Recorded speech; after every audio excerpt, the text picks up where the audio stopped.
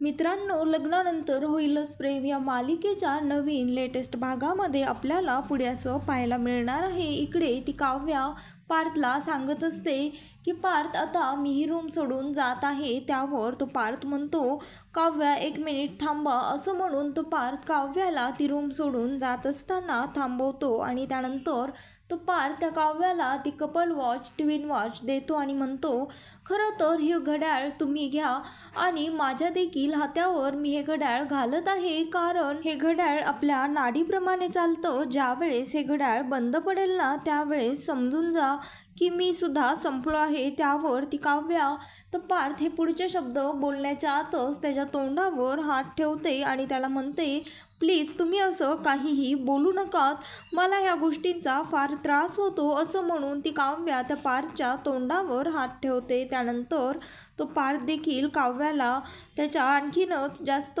प्रेमामध्ये पडतो. त्यानंतर काव्या देखील तसंच पार्थकडे बघतच उभी राहते आणि त्यानंतर त्या काव्याला ती रूम सोडून जावंसं वाटत नसतं, कारण आता तिला देखील त्या रूमचा जिव्हाळा निर्माण झालेला असतो आणि इकडे पार्थलाही वाटत असतं की काव्याने त्याच्यापासून दूर जाऊ नये. त्यानंतर हे सर्व त्या काव्याला मजबुरीने करावं लागतं आणि तिला जाताना रडायला देखील येत असतं.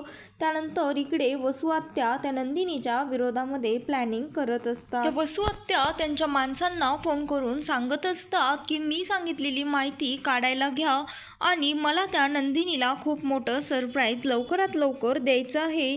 आता बघा सगळे फासे कसे माझ्या बाजूनी वळणार आहेत, असं वसू आत्या स्वतःला म्हणत असते, सांगत असते.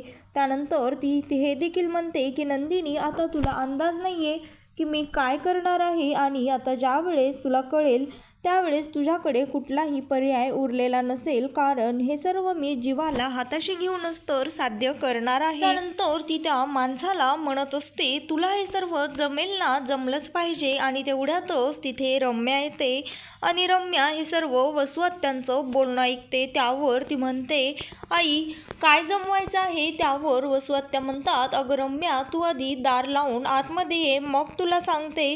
असं म्हणून वसू आत्या त्या रम्याला त्यांच्या रूमचं दार लावायला सांगतात. त्यानंतर ती रम्या वसू आत्यांना विचारत असते, आई मी खूप दिवस झालो बघत आहे तुझं असं एकट्या एकट्यामध्येच काय गो, कसलं प्लॅनिंग सुरू असतं? त्यावर वसू आत्या म्हणतात, कळेल तुला देखील लवकरच कळेल. त्यावर ती म्हणते, कधी कळणार आहे आणि काय करणार आहे? त्यावर ती म्हणते, तू जरा धीर धर ग. त्यावर रम्या म्हणते, आई तू असं लपवाछपी करत जाऊ नकोस, काय आहे ते स्पष्टपणे सांग बरं, आता मला काही राहत नाहीये, तू नेमकं त्या नंदिनीच्या विरोधामध्ये काय करणार आहे? त्यानंतर ती रम्या म्हणते, तू सुद्धा आता लपवाछपवी करायला लागली आहेस की काय? त्यावर वसू आत्या म्हणतात, नाही ग रम्या, मी लपवाछपवी करत नाहीये, पण कसं आहे ना, मी यावेळेस ठरवलं आहे की काम होण्याआधी कसलाही बोबाटा किंवा चर्चा करायची नाही. त्यावर रम्या म्हणते, अगं तू असं काय म्हणतेस? मला सांगितलं म्हणजे मी काय तुझ्या गोष्टींचा बोबाटा करते की काय? त्यावर वसू आत्या म्हणते,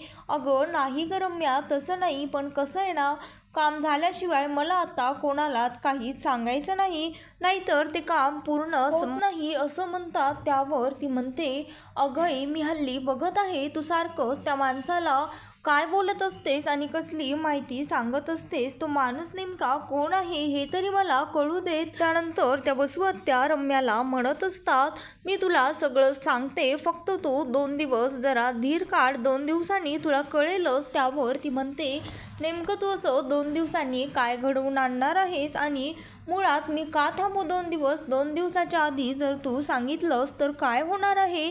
काही जगामध्ये उलथापालथ होणार आहे की काय? त्यानंतर इकडे वसू आत्या रम्याला म्हणत असतात, रम्या किती चिडचिड करशील, तुझ्याकडे थोडासुद्धा पेशन्स नाहीये. त्यावर रम्या म्हणते, हो आई, नाहीये माझ्याकडे पेशन्स, पण तू का माझा एवढा अंत बघत आहेस? इथे तर मी दिवसभर त्या युगच्या बाबतीमध्ये काय करता येईल ह्याचाच विचार करत असते आणि इकडे तू त्याचा विचार सोडून लपवाछपवी काय करत आहे? त्यानंतर ती वसू आत्या रम्याला म्हणत असते, अगं तू त्याचा विचार करूच नकोस, कारण मी त्याचा विचार खूप आधीच केलेला आहे. त्यावर ती म्हणते, आई म्हणजे तू हे काय म्हणत आहेस? त्यावर ती म्हणते, बस आता फक्त एक दिवस, त्यानंतर ह्या घरामध्ये खूप मोठा राडा होणार आहे असं वसू आत्या रम्याला सांगत असतात. इकडे ती काव्या इकडे शिफ्ट झालेली असते गेस्ट रूममध्ये आणि त्यानंतर ती तिचे सर्व बॅगमधनं सामान, बुक्स आणि दुसरंही सामान काढून ठेवत असते. त्यानंतर ती तिची पर्स घेऊन ड्रेसिंग टेबलजवळ जाते आणि त्यानंतर तिचं मॉइश्चरायझिंगची क्रीम ती काढून ड्रेसिंग टेबलजवळ ठेवून देते. त्यानंतर ती ठेवल्यानंतर तिला त्यांचे आधीच्या जुन्या आठवणी आठवायला लागतात, कारण नेहमीच त्या क्रीमवरनं पार्थचे आणि त्या काव्याचे छोटे मोठे भांडण होत असायचे.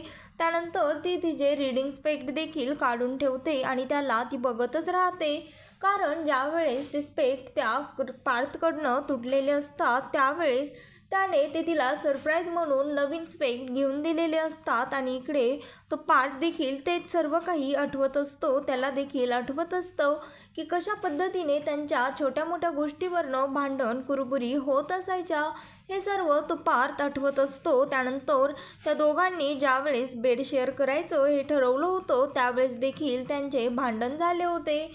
आणि त्यानंतर इकडे ती काव्या AC रिमोट टेम्परेचर कमी करायला जाती, तर ते जुन्या आठवणी देखील तिला आठवायला लागतात आणि इकडे त्याच्या घोरण्याचा त्रास त्या काव्याला होत असतो, हेच तो आठवतो. आणि त्यानंतर तो म्हणतो, आता मी घोरणारच नाही, कारण माझ्या काव्याला, माझ्या मांजरीला त्याचा त्रास होईल. आणि त्यानंतर इकडे तो हातामध्ये वॉच घेतो, तर वॉचमध्ये नकळतपणे 11च वाजलेले असतात. त्यामुळे तो वॉचकडे प्रे करायला लागतो, कारण 11:11 हा टाईम युनिवर्सला काहीतरी गोष्ट मागण्याचा असतो. आणि त्यानंतर इकडे तो काव्याच्या आठवणीमध्ये झोपतो, एकटाच झोपून रडत असतो आणि जुन्या आठवणींना पुन्हा एकदा तो आठवत असतो. त्यानंतर काव्या देखील तसंच करत असते आणि इकडे तेवढ्यातच ती अभ्यास करायला लागते थोड्या वेळ आराम करून. तर तेवढ्यातच तिथे नंदिनी येते आणि नंदिनी तिला म्हणते, अगं काय गं, तू झोपली नाहीस की काय? त्यावर ती म्हणते, नाही गं ताई, मी झोपले नाही, थोडीशी झोप घेतली, कारण कसं आहे ना, हा चॅप्टर फारच डिफिकल्ट आहे, म्हणून म्हटलं हा एवढा कंप्लीट करूनच झोपावं. त्यानंतर ती म्हणते, अच्छा छान आहे, तर पण मला कळालं नाही तू इकडे या रूममध्ये कशी आलीस? त्यावर ती म्हणते, काय आहे ना, सध्या माझी परीक्षा देखील तोंडावरच आलेली आहे आणि मला तिकडे डिस्टर्ब नको म्हणून मी इकडे शिफ्ट झाले. त्यावर ती नंदिनी त्या काव्याला म्हणते, अगो आधी तर तुला आठवतं का, आपण आपल्या माहेरी किती धिंगाणा मस्ती करायचो? तुला असं अभ्यास करताना पाहून पुन्हा एकदा मला आपल्या माहेरचेच दिवस आठवले, कारण ज्यावेळेस आणि आरुषी तुला सतत डिस्टर्ब करत असायची, तिचा जरा जरी आवाज आला किंवा ती फोनवर बोलत असली की लगेचच तू तिला तुझ्या रूममधनं बाहेर हाकलवायचीस आणि तिकडेही तू असाच अभ्यास करायचीस. त्यावर ती म्हणते, हो ना ताई, खरंच किती छान दिवस होते ते. आणि त्यानंतर तेवढ्यातच तिथे पार्थ देशमुख त्या काव्यासाठी कॉफी घेऊन येतात. त्यावर ते म्हणतात, हे घ्या मांजर तुमची कॉफी. आणि त्यानंतर तिथे नंदिनी आहे हे पाहून त्यावर तो म्हणतो, मांजर मी ह्यांना असंच प्रेमाने म्हणतो, कारण त्याला वाटतं नंदिनी त्याला ओरडते की काय, कारण काव्या तिची बहीण असते. त्यानंतर ती म्हणते, अहो पार्थ असं काय करताय, मी तुम्हाला काही म्हटलंय का? त्यानंतर इकडे ती काव्या म्हणते, खरंच थँक्यू, मला तर कॉफी हवीच होती, बरं झालं तुम्ही आणली. त्यावर तो म्हणतो, कारण मला माहीतच होतं की तुम्ही आता अभ्यास करून फार दमल्या असाल, त्यामुळेच तर मी कॉफी घेऊन आलो आहे, प्या ना मग, वाट कसली बघताय? त्यावर नंदिनी म्हणते, मी येते, तुमचं चालू द्या. असं म्हणून ती नंदिनी खाली निघून जाते आणि त्यानंतर ती काव्या कॉफी प्यायला लागते, तर तो पार्थ तिथेच बसतो. त्यावर ती म्हणते, हे काय, आता तुम्ही कॉफी दिली ना, मग जा खाली, तुम्ही इथे का बसलात? कारण मी सुद्धा आता माझं आवरून खालीच येणार आहे, तुम्ही नंदिनीताई गेली आहे ना, मग तुम्ही तरी इथे का बसला आहात? त्यानंतर तो पार्थ म्हणतो, ठीक आहे, मी खाली तुमची जेवणासाठी वाट बघत आहे. त्यावर ती काव्या म्हणते, हो तुम्ही व्हा, मी आलेच, असं म्हणून तो पार्थ तिथनं निघून जातो. त्यानंतर इकडे पार्थ गेल्यानंतर ती काव्या स्वतःच्या मनाशीच म्हणत असते, विचार करत असते, सॉरी पार्थ, खरं तर मी ते कॉफी पेपर्यंत तुम्ही बसलेला मला आवडलंच असता,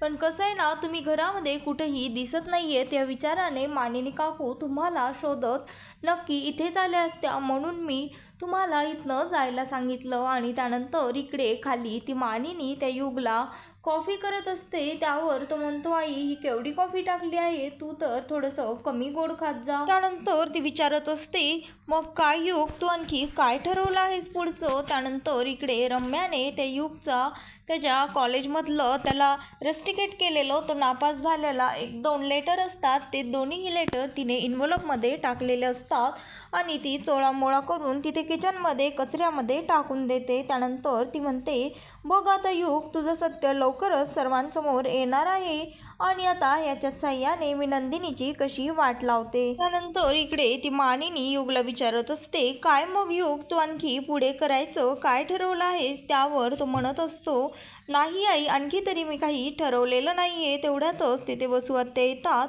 आणि त्या मानिनीला म्हणतात, मानिनी कसं आहे ना, किचनमध्ये मला फार उकडत आहे, शिवाय आता थंडीचे दिवस संपून उन्हाळा देखील लागत आहे, तर मी 2च मिनिट AC जवळ थांबून येऊ का. त्यावर मानिनी तिला मोठ्या आवाजामध्ये म्हणते, नाही, तुम्हाला एकदा सांगितलेलं कळत नाही आहे का, तुम्हाला माहिती आहे ना घरी सगळ्यांना जेवायला वेळेत लागतो, तुम्ही गुपचूप जाऊन जेवणे बनवा. त्यानंतर इकडे मिथुन काका फोनवर बोलत येत असतात. त्यानंतर ते म्हणत असतात, कोणाला तरी शुभेच्छा देत असतात आणि म्हणत असतात, आता उगाचच तुझ्या मुलीच्या पाठीवर जबाबदाऱ्या टाकू नकोस, तिला थोडे दिवस रिलॅक्स राहू देत, त्याच्या मित्राला ते सांगत असतात. आणि त्यानंतर मिथुन काकांनी फोन ठेवल्यानंतर ती मानिनी त्यांना विचारते, काय झालं, तुम्ही आज मिथुन भाऊजी एवढे खुश का आहात. त्यावर तो सांगतो, अगं वहिनी, माझा एक मित्र आहे, त्याची मुलगी नुकतीच MBBSला लागली आहे, त्यामुळे मी तिला कॉंग्रॅट्स करण्यासाठी, शुभेच्छा देण्यासाठीच फोन दिला होता. त्यानंतर ते म्हणतात, काय रे पण युग, तू देखील MBBSच करतोस ना. त्यानंतर ते म्हणतात, नाही सॉरी, आपला युग तर MBA करतोय, मी तर लक्षातच नाही माझ्या, दिवसेंदिवस मी कसा विसरभोळा होत चाललेलो आहे वहिनी, असं ती नंदिनीला सांगत असतो आणि मानिनीला देखील मिथुन काका बोलत असतात. त्यानंतर इकडे ते मिथुन काका युगला म्हणत असतात, युग, खरं तर तुझं देखील आत्ता परीक्षा होऊन बरेच दिवस झालेले आहेत, मग आणखी रिझल्ट कसा लागला नाही, कधी रिझल्ट लागणार आहे, लवकर सांग बाबा. कसं आहे, आता घरामध्ये एवढे दिवस झालं कसलीच पार्टी झाली नाही आणि माझ्या 7-12ला देखील केक खायला मिळाला नाही, त्यामुळे तुझा रिझल्ट कधी आहे, लवकर सांग, असं ते मिथुन काका त्या युगला विचारत असतात. त्यानंतर इकडे तो म्हणत असतो, नाही काका, आणखीन तरी माझा रिझल्ट लागलेला नाहीये. त्यावर त्या वसुआत्या म्हणतात, अरे रिझल्ट लागला नाही का, तू लपवालपवी करत आहेस.